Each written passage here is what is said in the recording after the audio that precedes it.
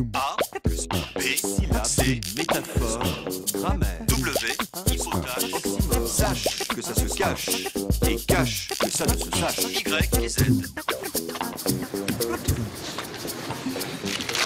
Bonjour professeur, je m'appelle Camille et j'ai eu encore affaire aux contractuels.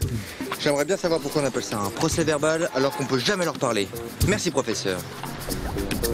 Je comprends votre étonnement, chère Camille. Pourquoi diable un procès verbal? Il ne s'agit pas d'un procès, puisque c'est un document. Et il n'est pas verbal, puisqu'il est écrit. Reprenons. Le mot procès vient du verbe latin procedere, qui signifiait s'avancer. Il signifie étymologiquement le développement, la marche. Malgré son emploi juridique, le procès, le mot a gardé son sens de développement, de processus.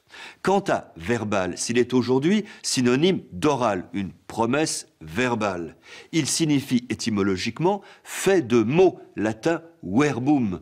On parle encore de la mémoire verbale, celle des mots opposée à celle des images. Un procès verbal, c'est donc la trace écrite d'un processus, un récit fait de mots.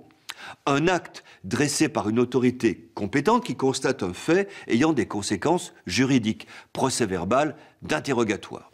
D'une façon générale, procès verbal aujourd'hui est synonyme de compte-rendu. Il rapporte tout ce qui a été dit, fait ou décidé au cours d'une réunion. Mais dans tous les cas, ce récit fait de mots est écrit. Il est déposé sur le papier opposable car il fait foi. Pour résumer, chère Camille, procès verbal ne se comprend bien qu'en fonction de la valeur la plus étymologique de chacun des deux termes. Qui a dit que le français était un modèle de clarté?